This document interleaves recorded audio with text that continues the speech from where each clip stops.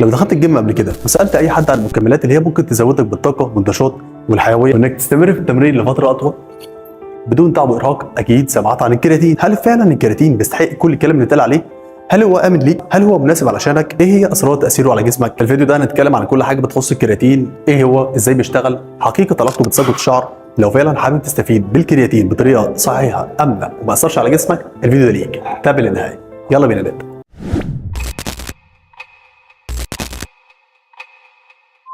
اجسامنا بتفرز الكرياتين بشكل طبيعي عن طريق الكبد، عن طريق الكلى، عن طريق البنكرياس. جزء اخر تقدر تحصل عليه عن طريق اللحوم الحمراء والاسماك او عن طريق المكملات. حوالي 95% من الكرياتين بيتم تخزينه داخل العضله. خلي بالك، كرياتين فوسفيت.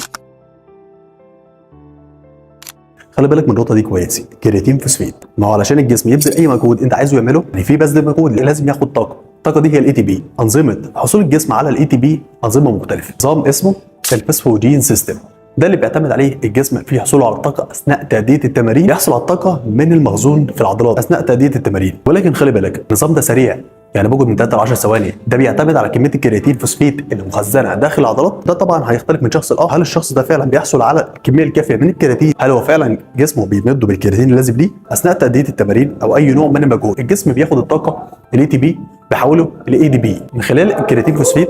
بيرجع تاني يعوض النقص في مجموعه الفوسفيت اللي فقدها الاي تي بي ويحوله لاي تي بي. من هنا جه دور الكرياتين في امداد الجسم بالطاقه وتعويض الطاقه المفقوده. يعني الاي تي بي بيتحول لاي دي بي، الكرياتين بيعوض مجموعه الفوسفيت اللي فقدها الاي تي بي ويحوله لاي تي بي تاني، فيمد الجسم بالطاقه ويخليه يستمر في التمرين لفتره اطول. مش بس كده، بيعمل حاجات تانية كتير هنعرفها مع بعض. ايه هي فوائد الكرياتين وليه هو افضل مكمل غذائي؟ بيزود القوه والطاقه، بيساعدك تتمرن بشكل احسن، وبيقلل من شعورك بالتعب والارهاق، فبيحسن من ادائك في التمرين. بيساعد على تضخيم العضلات عن طريق سحب الماء داخل العضله. على فكره، سحب الماء داخل العضله بيساعد في البناء العضلي، بيديك قوه اكتر. دخول الماء داخل العضله يعني مش عضله منفوشه. خلي بالك، من 60 ل 65% من اجسامنا عباره عن ماء، مش ميه كده وخلاص داخل العضله.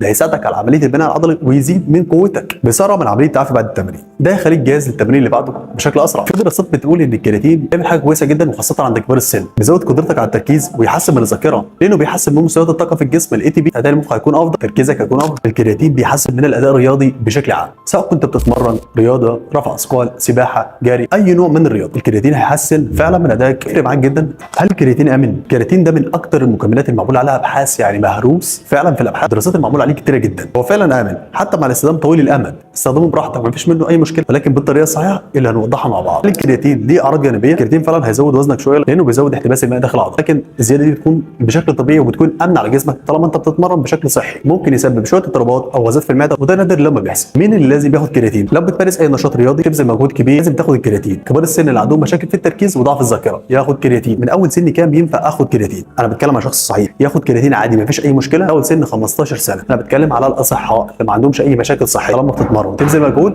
محتاج كرياتين، مفيش منه اي ضرر. ازاي تاخد الكرياتين؟ مرحله التحميل ومرحله الحفاظ على مستويات الكرياتين داخل العضله. مرحله التحميل بسبب ان جسمك ما اخدش خالص كرياتين قبل كده، فبتبدا تديله مرحله التحميل اللي هو بتغذيه بالكرياتين عشان العضلات تتشبع بالكرياتين وتبدا تحافظ عليه بعد كده. بتكون عباره من 17 ل 20 جرام من الكرياتين، بتقسمهم على 4 جرعات في اليوم لمده من 5 ل 7 ايام. مرحله الحفاظ على مستوى الكرياتين داخل العضله من 3 ل 5 جرام من الكرياتين، كده انت بتحافظ على مستويات الكرياتين داخل العضله بشكل صحي. ايه افضل ميعاد، افضل وقت تاخد فيه الكرياتين؟ هو مفيش ميعاد ثابت، ولكن افضل ميعاد هو بعد التمرين، وجبه غنيه بالبروتين والكربوهيدرات، لان ده هيحسن من امتصاصه، خليك تستفاد بيه بشكل احسن. الكرياتين فعلا مش مجرد مكمل، هو فعلا اداه فعاله لزياده القوه، تحسين الاداء، تسريع التعافي. خلي بالك كويس جدا، اهم حاجه الالتزام. علشان فعلا تستفاد بالكرياتين وما ياثرش على صحتك، اشرب ميه كتير، استخدم الجرعه المناسبه ليك، او تابع مع حد متخصص ده هيكون مناسب ليك. استفدت من الفيديو اعمل لايك، شارك مع اي حد مهتم بمجال اللياقه. عندك اسئله او اي استفسارات، لو حابب تعرف اكتر عن مكملات سيبوا اسئلتكم في التعليقات وان شاء الله هرد عليكم.